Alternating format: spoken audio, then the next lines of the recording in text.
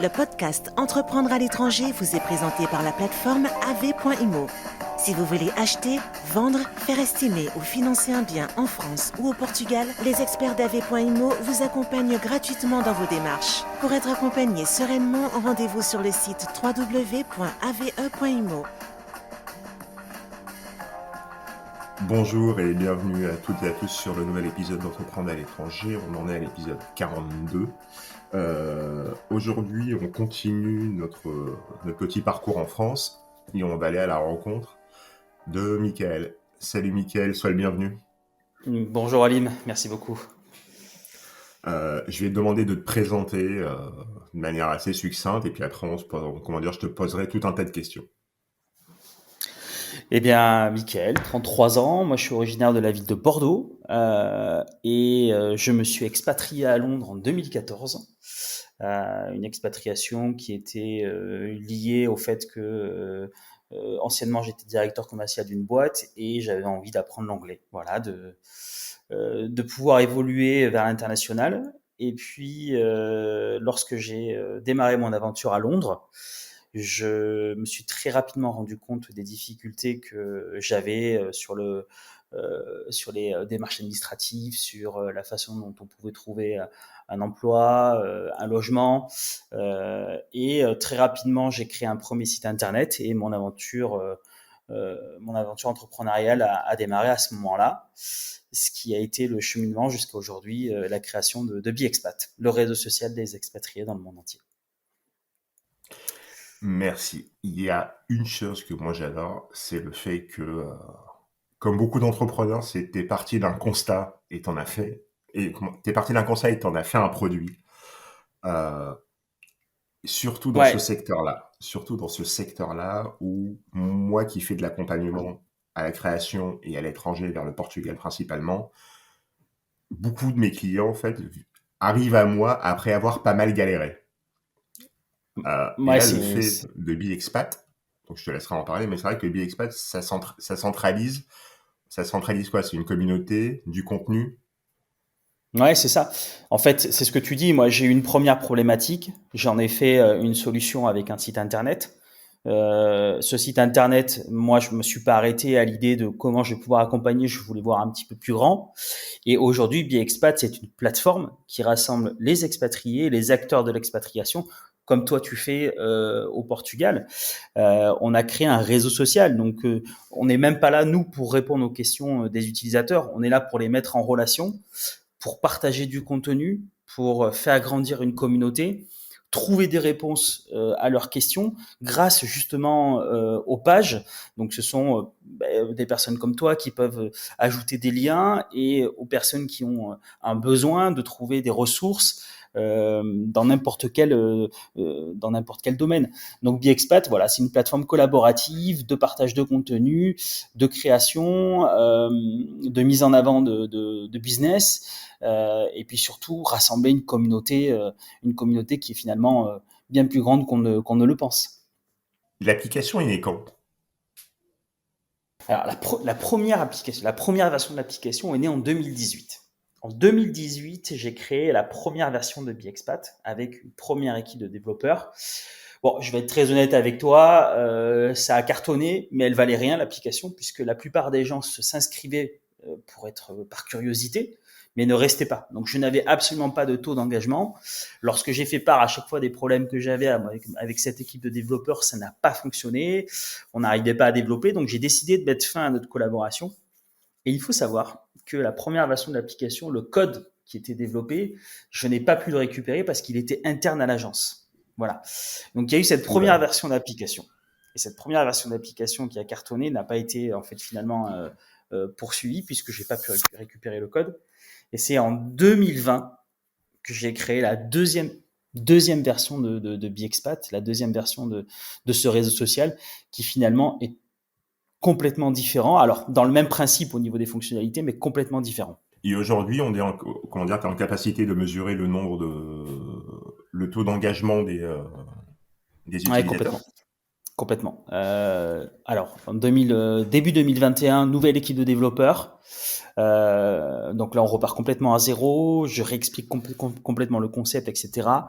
janvier 2020, on démarre donc le développement de l'application à partir d'une feuille blanche jusqu'en juillet de cette année, donc juillet 2022, où j'estime que l'application peut commencer à être mis en ligne. Donc, j'avais une base de bêta-testeurs, mais surtout, l'idée, c'était que on commence à toucher de nouveaux utilisateurs. Donc, on va dire que depuis 3 mois, on a dépassé les 3000 utilisateurs avec un taux d'engagement de 55 à 63%, ce qui est quand même pas mal.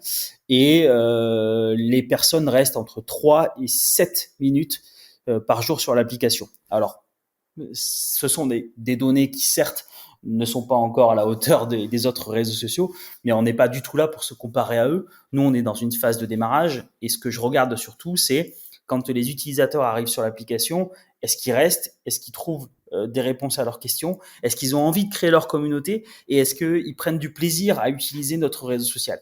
Voilà, donc moi je suis assez content parce que j'ai vraiment pas mal de bons retours, et quand les gens comprennent la façon dont on a voulu développer ce réseau social, ils se disent que c'est plutôt sympa, ouais. Après, comment dire, l'avantage du réseau social, c'est qu'il vient créer une communauté. Ce que tu as très bien dit au début, c'est qu'en fait, c'est que toi et ton équipe, vous n'êtes pas là pour répondre aux questions, mais c'est juste de la mise en relation. C'est ça, c'est exactement ça. Il n'y a rien de mieux que la personne qui est en local pour répondre à une question, à une problématique. Il faut être, c'est clair qu'il faut être conscient d'une chose, c'est que moi tout seul, je ne peux absolument pas connaître tous les détails d'une bonne installation dans n'importe quelle ville de chaque pays du monde entier. Enfin, je veux dire, c'est impossible. En revanche, on a des personnes comme toi et comme d'autres qui sont hyper compétents dans ce sujet, dans ce domaine-là. Et nous, ce qu'on veut sur BXpat, c'est rassembler ces personnes compétentes. 1, parce qu'elles ont des ressources que nous, on n'a pas. 2, parce que le but, c'est que l'utilisateur qui souhaite s'expatrier au Portugal puisse avoir des informations, on va dire, des bonnes informations, puisse trouver les bonnes personnes, et donc c'est de la mise en relation. Et puis quand elle est au Portugal, elle peut partager ce qu'elle fait, elle peut créer du contenu pour créer une communauté, en parler autour d'elle de façon à ce que son réseau s'agrandisse. Et puis finalement, c'est comme, je dirais, ça tourne en rond un petit peu. C'est ça qui est intéressant, c'est qu'on se fait passer le mot. Et puis, quand on a rassemblé ces acteurs-là, le plus important, c'est de dire, attends, moi, je connais telle ou telle personne qui peut t'aider. Va sur ce réseau social-là, suis-le, il diffuse de l'information. Et nous, c'est ce qu'on veut. Voilà, c'est ce qu'on veut sur BXpat, et c'est la raison pour laquelle j'ai créé ce réseau social. Pour la petite anecdote, ce matin, je l'ai allumé, j'ai juste créé mon compte après avoir fait ta connaissance. C'est même pas mon compte, j'ai créé le compte du podcast. J'ai créé la page du podcast. Tu as bien fait. C'est un début. Tu as bien fait parce que... Je me suis rendu compte qu'il y a des gens que je connais dessus. Ah ben voilà une bonne chose. Ça veut dire que... une entreprise partenaire. Coucou Céline et coucou Barbara. Elles se reconnaîtront. Super. Expat City Service, avec qui on collabore sur le Portugal, la Belgique et d'autres pays. Le Royaume-Uni aussi. Ça fait de moi un homme heureux, parce que quand on arrive à rassembler ces gens-là, se connaître, se suivre sur un nouveau réseau social, je trouve que c'est super. Moi, je suis pas là pour critiquer les autres réseaux sociaux. Je vais vraiment faire une parenthèse. Moi, les autres réseaux sociaux, ils ont fait du super boulot pendant des années, etc. Je veux simplement dire qu'aujourd'hui, on a une communauté qui n'est absolument pas rassemblée sur un réseau social. Et moi, c'est ce que je veux faire avec de nouveaux outils. Quand je vois aujourd'hui que on partage des publications qui ne sont absolument pas accessibles à sa propre communauté, seulement parce qu'il faudrait payer pour qu'on ait accès à la visibilité de son contenu, moi, ça me dérange. Il y a des ressources aujourd'hui qui sont hyper importantes, que chacun a besoin. Donc, le réseau social, c'est ça. Pour moi, BXpat, c'est je veux écouter ce podcast-là, je suis intéressé par telle ou telle personne. Grâce au podcast, je vais découvrir des nouvelles entreprises locales. Enfin, c'est incroyable le puits de ressources qu'on peut avoir dans le monde de l'expatriation. Et surtout, c'est ce que tu disais, après, clairement, on ne va pas critiquer les réseaux sociaux qu'on connaît tous, mais aujourd'hui, la communauté de l'expatriation, c'est une communauté qui s'est professionnalisée. Et on n'était pas rassemblés. C'est une communauté, aujourd'hui, il y a un tas de cabinets de conseil en installation, développement à l'international, où les types n'ont jamais mis les pieds dans le pays. C'est ça. Et ils s'appuient sur des locaux. Donc, autant avoir cette transparence et dire voilà, c'est moi, je suis installé là, mais j'ai mon équipe qui est là, là, là et là, et que ça tourne. Et après, pourquoi ouais, ce que tu as fait, c'est judicieux, c'est en fait que tout le monde se retrouve autour de l'intérêt commun qui est de l'expatriation sur un outil qui soit accessible à tout le monde. Parce que C'est exactement il ça. y a un réseau social qui crée beaucoup de groupes. Moi, je les ai tous quittés à un moment donné. Attends, alors les groupes. Moi, je vais pas je vais pas me faire des amis pour les créateurs de groupes. Mais les créateurs de groupes, il y a plus de 70 groupes. Allez, on prend la ville de Londres, 70 groupes pour les Français à Londres. Alim, qu'est-ce qu'on fait? On se met sur lequel? Lequel est le bon, lequel est pas le bon, qui en plus de ça te pourrit ton fil d'actualité de celui qui correspond à ce qu'on va dire. Allez, Facebook, c'est ta famille, c'est ton réseau d'amis normalement, hein, c'est ça. C'est les amis, la famille, etc. Donc tu vois déjà plus aucune publication. Et puis, je vais même te faire une confidence. Pour moi, parfois, c'est un petit peu malsain. Il y a des choses que je lis sur les groupes Facebook, c'est malsain. Étant donné que les gens s'inscrivent sur des groupes Facebook, mais qu'il y a des gens qui sont là depuis des années, la nouvelle personne va poser des questions. C'est logique, elle va s'adresser à la communauté. Mais la personne qui va lui répondre, mais attends, t'as qu'à faire tes recherches, ou c'est une question qui a déjà été posée. C'est le but du groupe. Et parfois, ce côté un peu malsain, je pense que ça fait fuir les gens. Et donc, sur BiExpat, nous, ce qu'on a fait, c'est qu'on a éliminé le principe des groupes et qu'on a mis en place un fil d'actualité par ville qui connecte la communauté. Ça veut dire quoi? Ça veut dire que si demain, je veux partir au Portugal, je veux aller à Porto, eh ben, je me connecte à la ville de Porto, je pose ma question et la communauté qui veut m'aider apporte un commentaire et puis je rentre en contact avec des gens, je fais mon réseau et c'est ça qui est le but. C'est vraiment le but, sans que la publication ne vienne se mettre dans le fil d'actualité de mes abonnés. Tu vois un petit peu la comparaison? Non, mais je la vois parfaitement. Et ce que tu as soulevé, c'est assez marrant. Et c'est l'une des raisons pour lesquelles moi, j'ai quitté tous les groupes des Français au Portugal. C'était là, quand tu poses une question, la personne te dit, ouais, mais ça a déjà été posé. Voilà. Enfin, ouais, mais si elle a été posée il y a 3 ans, je vais pas me taper 3 ans de fil d'actu pour retrouver une réponse. C'est ça. Ouais, et qu'est-ce qu'on a fait de plus? Tu vois, quand tu dis ça, je vais pas me faire 3 ans de fil d'actualité pour trouver ma réponse. Et nous, on a créé un moteur de recherche native à l'application.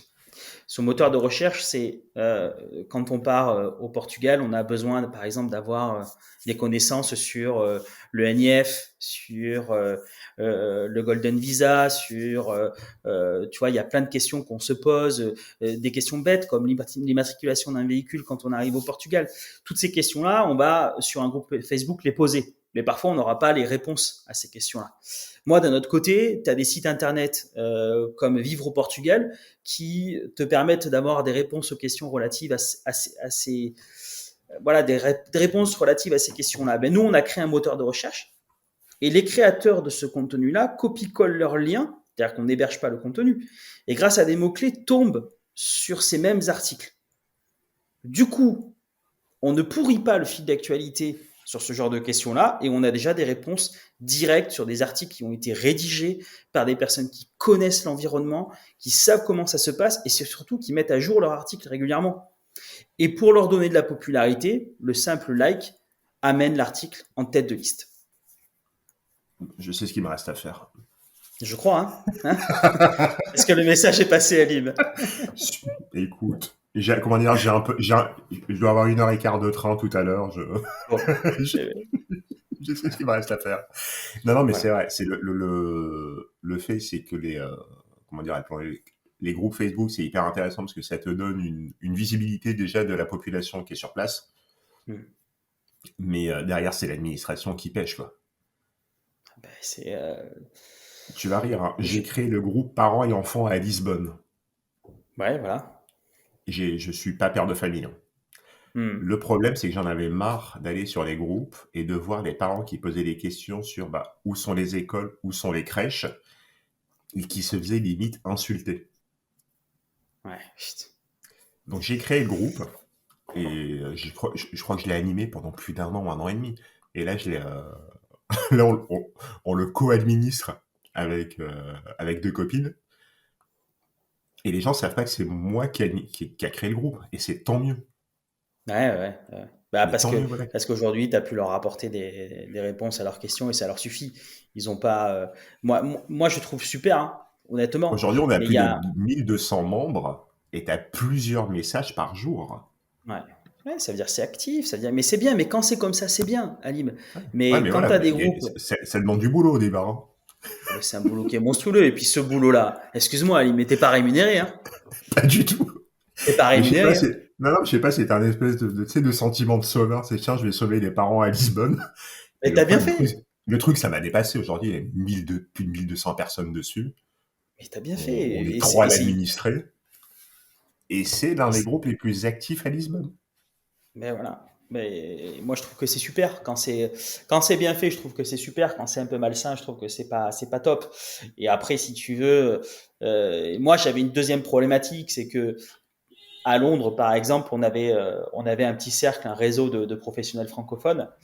Et souvent, ce qui ressortait, c'est que quand certains professionnels voulaient faire un petit peu de promotion, entre guillemets, partager un lien sur un groupe, etc., les administrateurs supprimaient la publication.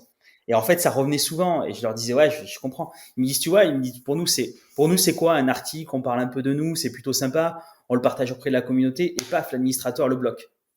Et ça, si tu veux, moi, ça m'est resté. Et à partir de ce moment-là, je me suis dit, il faut faire quelque chose parce que ça coûte quoi de faire un peu de promotion quand déjà c'est bien fait, sachant que le médecin, il va pas passer son temps à rédiger des articles pour parler de lui. Lui, ce qu'il veut, c'est avoir un peu de visibilité, se faire connaître de la communauté et leur dire, bah, écoutez, les gars, je suis là, il n'y a pas de problème. C'est pareil pour le dentiste, pour le gynécologue ou celui qui fait des petits déménagements. Alors, je prends l'exemple de Paris-Londres, mais ça peut être n'importe quelle ville. Voilà. Et du coup, ça me posait un problème au niveau des groupes. Et je peux comprendre aussi l'administrateur qui est pas content. Mais s'il a créé un groupe qui rassemble une communauté, il faut qu'il sache aujourd'hui qu'il ne peut pas que mettre en avant son propre contenu, parce que derrière, il ne faut pas oublier qu'il y a un intérêt sur les administrateurs des groupes. Voilà, je pense qu'il y avait un juste milieu qui a parfois été perdu sur certains groupes. Et qu'on retrouve clairement, du peu de ce que je connais, qu'on retrouve clairement sur l'application BiExpat. Ben c'est ça. Moi, sur l'application BiExpat, je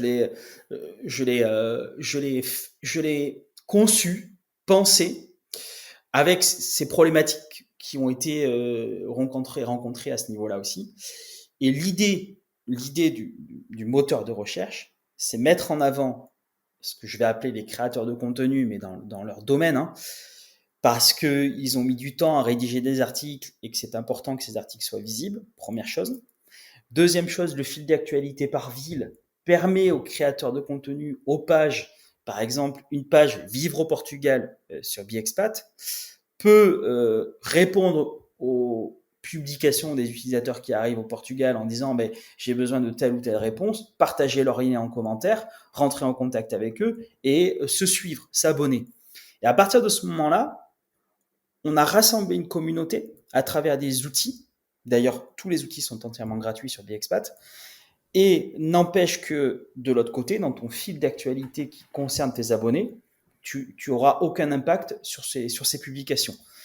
Et donc, à partir de ce moment-là, pour moi, on est en train de créer un réseau social nouveau avec une communauté qui s'engage et on arrive aujourd'hui à les rassembler sur l'application.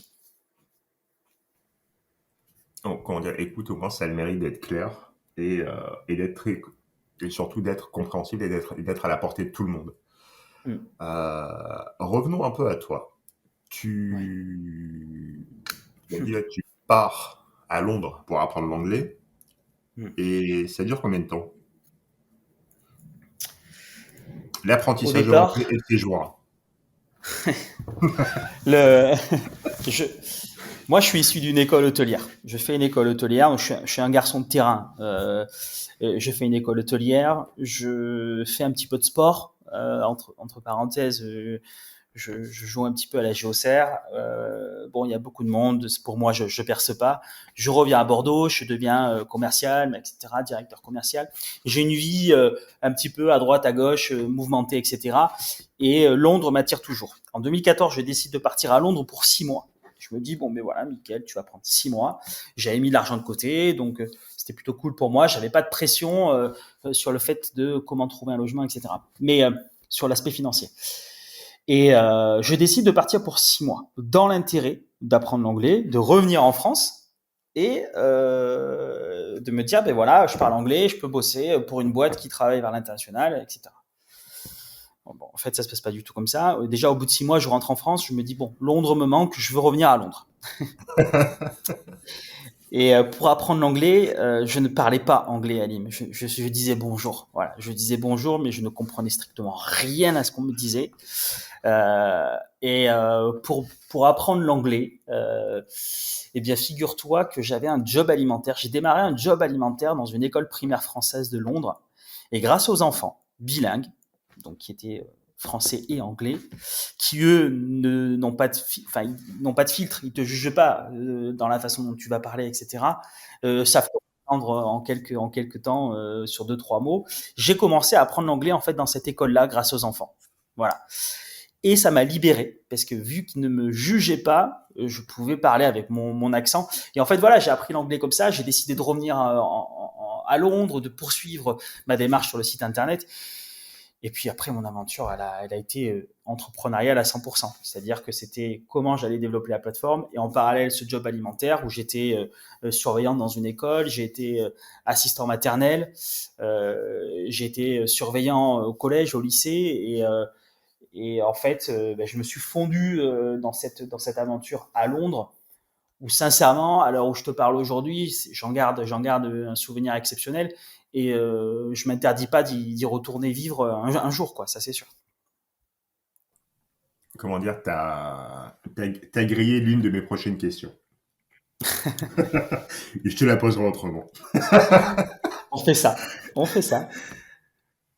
Du coup, après ton séjour à Londres, qu'est-ce qui te pousse à revenir en France? Il y a la situation sanitaire qui, quand on est à Londres, je sais pas trop ce qui se passe. Et on me dit de rentrer parce que déjà là-bas, avant même de rentrer, on m'explique que on va être confiné. Déjà, eux, les Anglais, j'avais l'impression qu'ils le savaient. Et c'est un petit peu le message qu'ils m'ont fait passer. Donc là, je dis, bon, écoute, je vais rentrer en France. J'avais déjà prévu de revenir à Bordeaux à ce moment-là.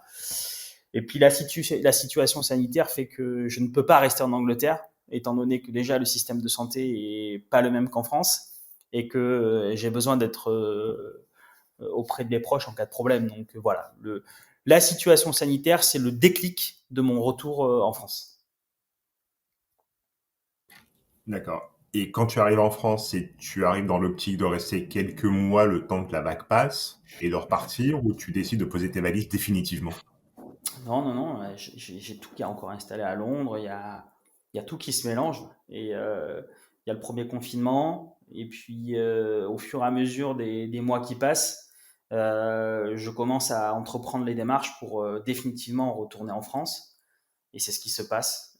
En fait, ça se fait un peu à contre-temps parce que je sais pas ce qui va se passer, je suis un petit peu paumé. Il y a le développement de la plateforme. Parce qu'on est en 2019 à ce moment-là. On est en 2019 à ce moment-là. Et Les confinements ont démarré en 2020. Donc là, tu me dis, comment dire, que même à Londres, fin non, 2000... ouais, oui, nous fin c'était à 2019 Londres, déjà. c'était fin 2019. Et c'est D'accord. 2020 que je rentre. Et en fait, je sais pas ce qui va se passer. Mais j'avais déjà en tête le retour en France, le retour à Bordeaux. Et en fait, ça se fait naturellement et je retourne pas en fait. Et je retourne pas et je fais renvoyer toutes mes affaires par le biais d'un transporteur. J'avais cinq gros cartons, des valises de partout, etc. Et je fais rapatrier toutes mes affaires et je retourne pas à Londres. C'est-à-dire en fait que je suis pas retourné à Londres depuis. Je ne suis pas retourné à Londres depuis mon retour suite à la pandémie, quoi. C'est pas vrai. Ouais. C'est vrai, putain. Je suis en train de me dire ça. Après, c'est passé à une vitesse incroyable. Ah, moi, je suis C'est devenu passé fou. une C'est vitesse. quand je suis rentré en France en 2020. Je suis rentré en février. Tu vois, je suis rentré en février, donc il y a eu Covid, confinement, machin. Mais je ressentais le besoin d'aller à Lisbonne, et c'était en permanence, quoi. Et pareil, Septembre, j'étais à Lisbonne, hein. hmm.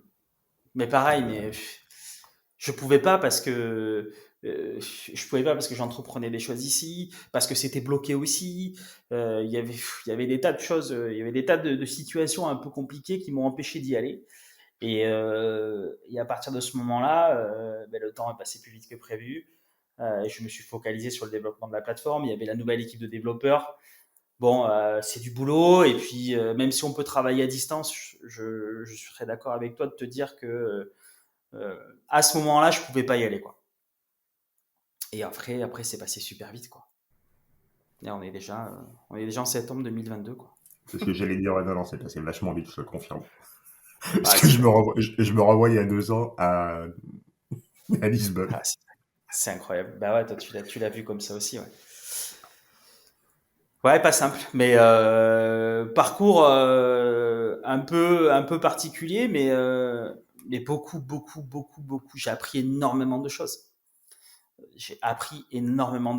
Et en tant qu'expat, à ce moment-là, les ressources sont pas du tout les mêmes parce que les gens, on dirait que quand, je sais pas si tu le ressens de la même façon, mais il y a notre vie en France et il y a ce départ à l'étranger, cette nouvelle culture qu'on découvre. On se découvre un peu finalement aussi. On apprend une nouvelle façon de vivre. Moi, Londres m'a considérablement changé en tant que personne. Parce que le regard des Anglais n'a rien à voir avec, malheureusement, le regard de certains Français. Je ne mets pas tout le monde dans le même panier, pas du tout. Mais il y a beaucoup de choses qui m'ont changé. Et ça m'a permis de devenir un entrepreneur, l'entrepreneur que je suis aujourd'hui, quoi. Mais c'est assez marrant que tu soulèves ce sujet parce que c'est des questions et des observations que j'arrête pas d'entendre ces derniers temps. Et c'est ce qui fait que, par exemple, sur la saison 3 du podcast, je veux donner la parole à des expats ou anciens expats qui ont fait de leur expérience un métier. Et c'est l'échange que j'ai eu avec Magali, que tu connais aussi, Magali, pour celle qui accompagne les gens de retour en France à ces voyages emploi et retour en France, qui m'expliquait aussi cette différence de mindset. Ah, mais de dingue. Et le retour est parfois compliqué pour ça. Mais est-ce qu'on retourne vraiment d'une expatriation? Moi, je me pose toujours la question, est-ce que je suis vraiment rentré?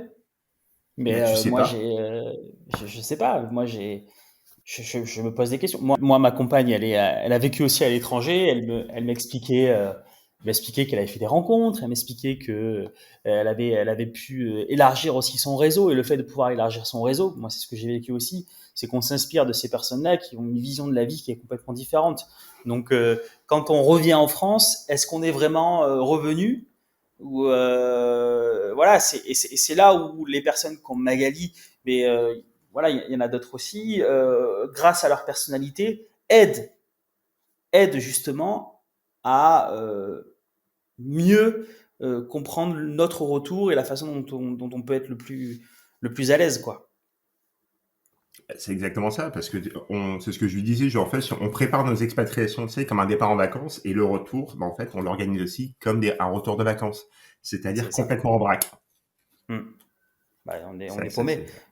Tous les gens disent, mais attends, mince, comment je vais faire? Ah oui, alors, c'est quoi? Ben, il y a une nouvelle plateforme pour le système de santé, il y a une nouvelle plateforme pour ci, il y a un nouveau document. Est-ce que tu as récupéré tes documents du pays dans lequel tu étais pour éventuellement percevoir des indemnités avant de retrouver un nouveau travail en France?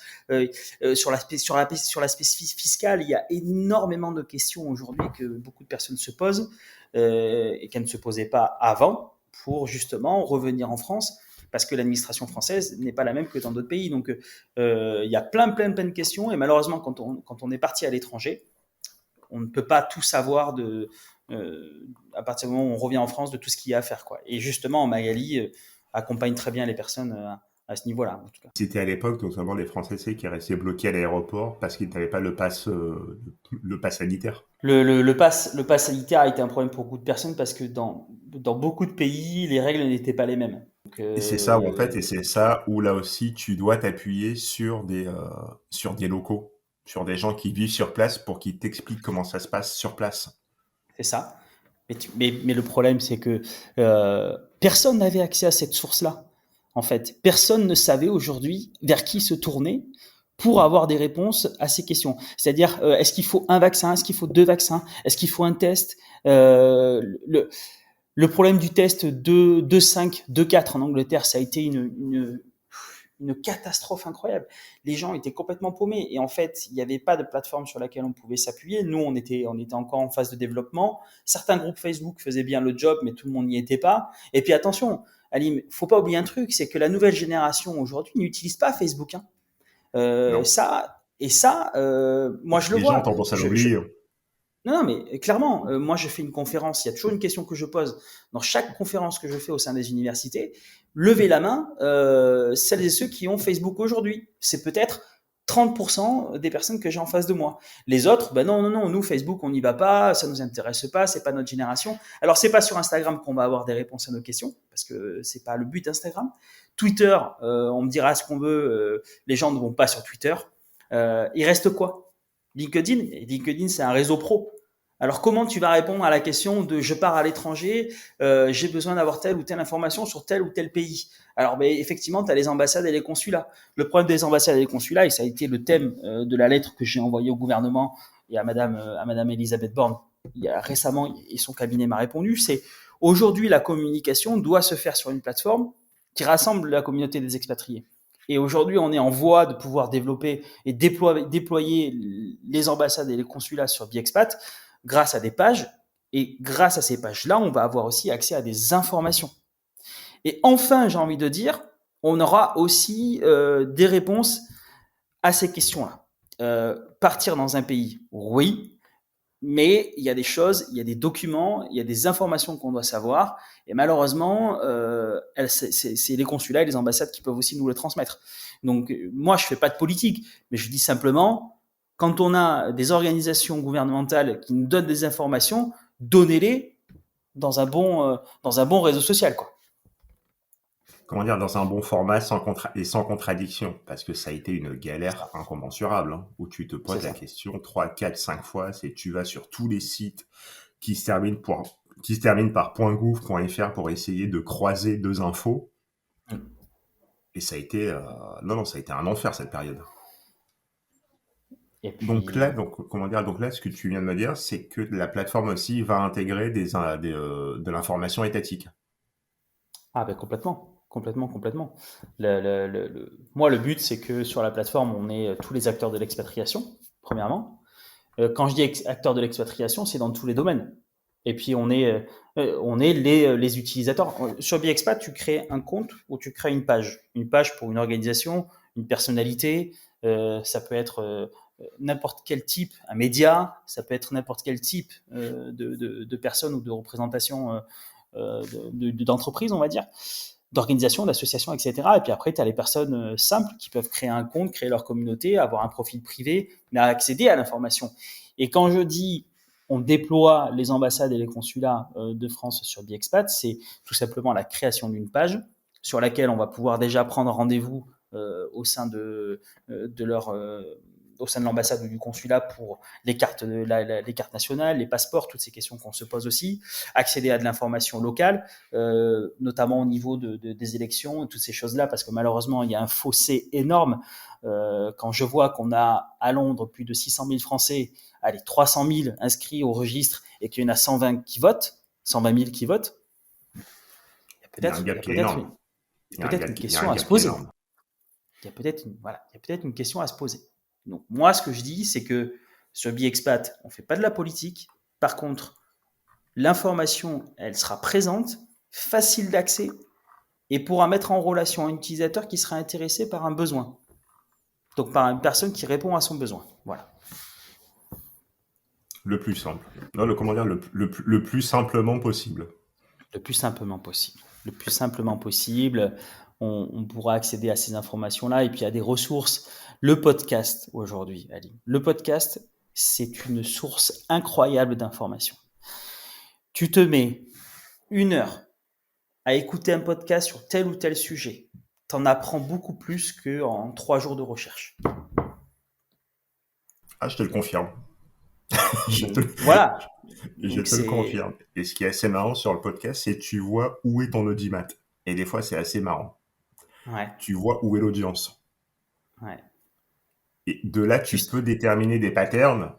Et donc moi, il m'est arrivé de discuter avec avec des membres de la communauté d'entreprendre à l'étranger. Et on va prendre cet exemple-là que je connais très bien, qui est qu'en fait, les gens l'écoutent par rapport à une future expatriation. Ouais. Ce qui n'était pas du tout l'objectif du départ. Le départ, c'était vraiment, au départ, je voulais un retour d'expérience. Et je me suis rendu compte que ce retour d'expérience servait aux gens pour qu'ils puissent préparer leur expatriation. Ah bah bien sûr. Ah bah bien sûr. Et c'est là, grâce, les gens passent c'est grâce. les gens passent par un podcast. Et c'est grâce à l'expatriation des autres qu'on fait notre propre expérience. Moi, demain, je veux partir, je sais pas, dans un pays. Qu'est-ce que je vais faire? Je vais écouter l'expérience de quelqu'un. Pourquoi? Parce qu'il va m'apporter des ressources que je ne connaîtrais pas, puisque lui, il les a vécues. Faites attention à ci, faites attention à ça. Moi, par exemple, donner 3 conseils. Souvent, les universités me disent, pouvez-vous donner 3 conseils pour nos futurs expatriés? Je dis oui, bien sûr. Mais la première chose qu'il faut faire, c'est ne pas payer à l'avance un logement. N'envoyez pas d'argent tant que vous n'avez pas visité le bien et que vous n'avez pas signé un document. Première chose. La deuxième chose, c'est entourez-vous des personnes qui connaissent l'environnement. Ils vont pouvoir vous aider, etc. On a fait une nouvelle fonctionnalité parce que c'était une question qui se posait beaucoup sur pas mal de réseaux sociaux. C'est une fonctionnalité qui permet d'attribuer une note à un quartier. Ça veut dire que moi, par exemple, je connais pas le Portugal, je connais pas la ville de Lisbonne. Toi, tu connais la ville de Lisbonne ou d'autres villes au Portugal. Tu vas pouvoir juger quel quartier, on va dire, est plus approprié lorsqu'on démarre une expatriation, on va dire plus safe, plus en sécurité, et quel quartier ne l'est pas. Sur la plateforme, on apporte cette information-là. Pourquoi? Parce que la plupart des gens me disent, est-ce que vous avez des informations sur tel ou tel quartier? Est-ce que vous connaissez cette rue-là? Est-ce que c'est bien si je prends une location parce que j'ai vu qu'il y avait une offre d'emploi qui était là? Ça, c'est la deuxième chose qu'on a voulu mettre en place sur l'application parce qu'on pense que c'est un besoin auprès d'une communauté qui part à l'étranger. Et puis, il y a une autre question à laquelle on répond souvent, c'est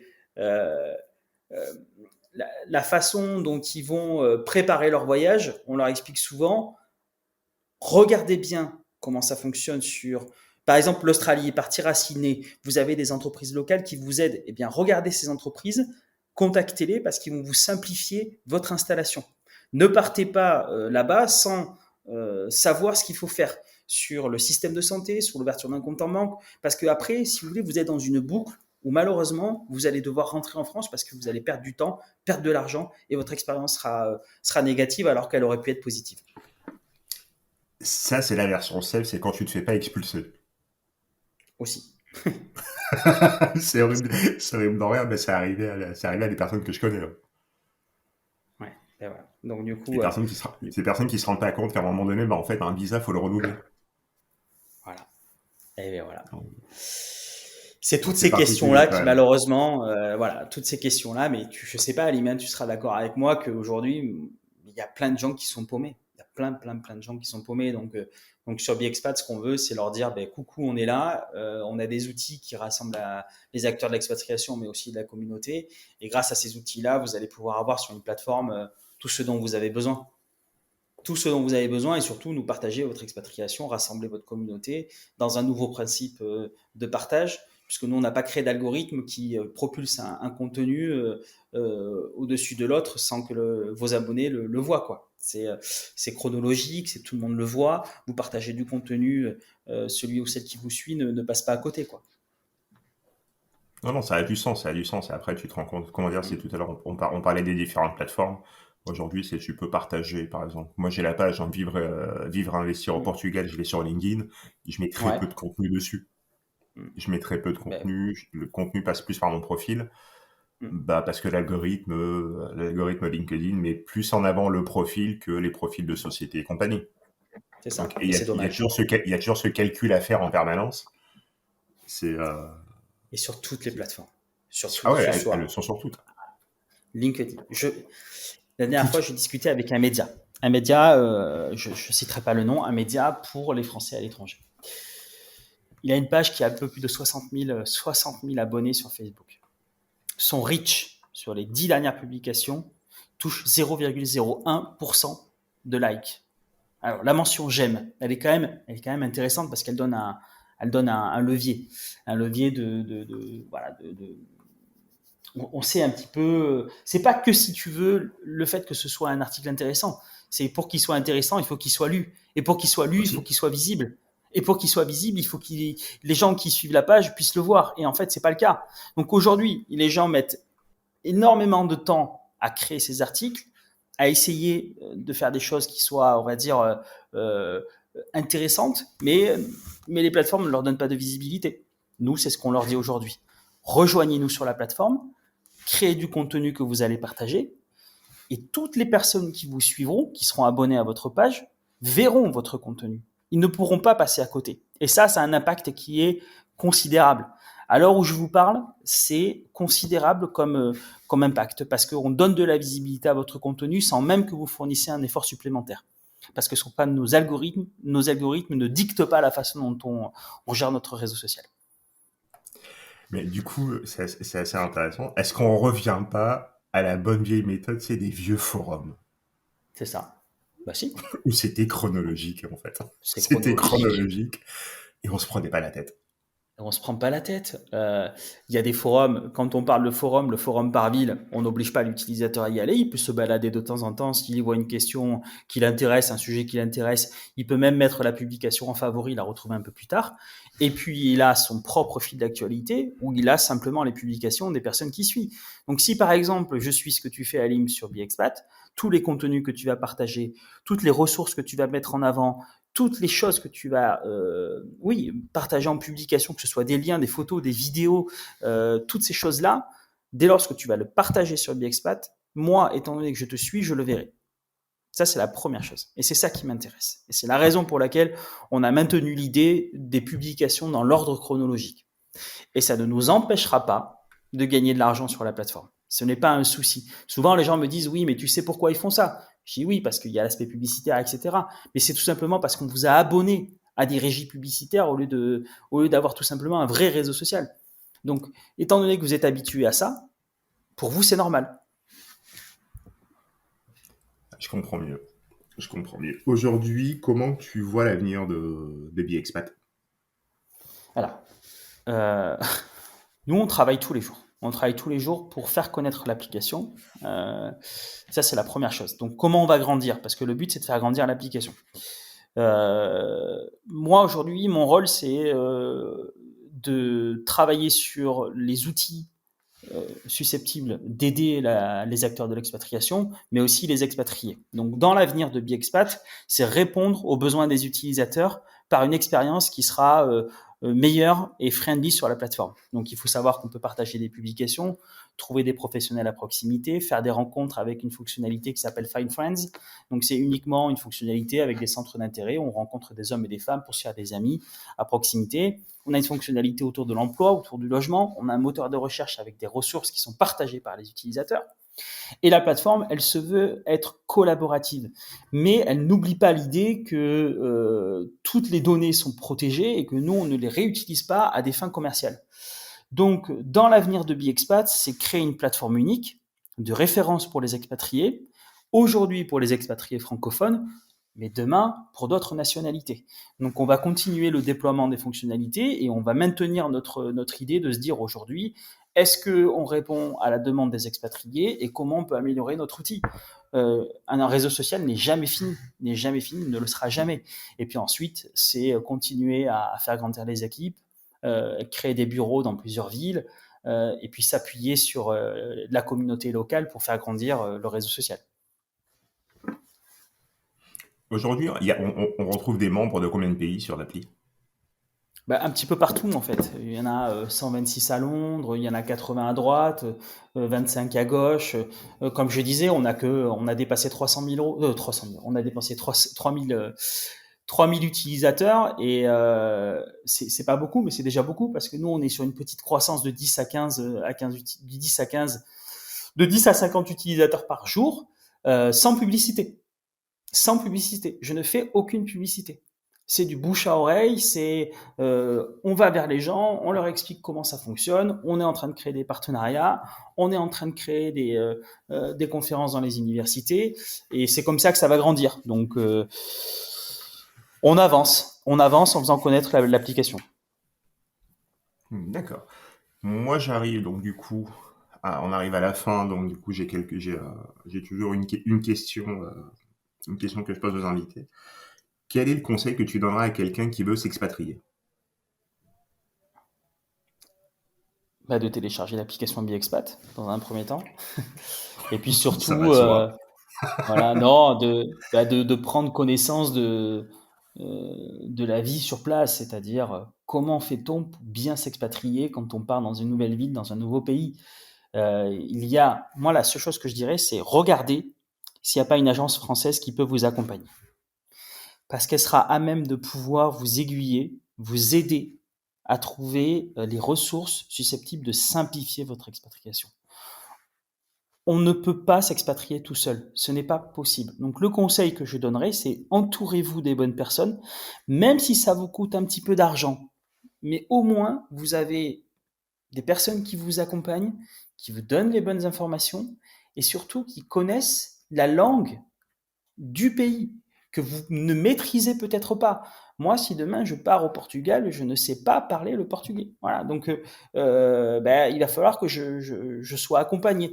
Donc pour moi, le meilleur conseil, c'est faites-vous accompagner. Ne restez pas seul. Écoute. Voilà mon conseil.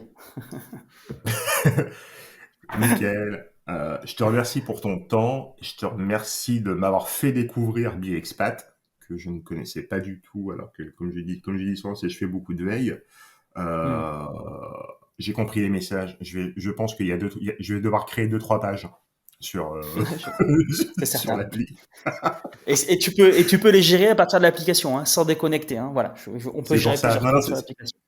Voilà. Comment dire, je pense que ça allait être la question technique qui allait se poser à un moment donné, c'est si je dois me déconnecter à chaque fois pour me reconnecter aux différentes pages. Non, déjà voilà. Donc voilà, donc là j'ai plus aucune raison de ne pas le faire.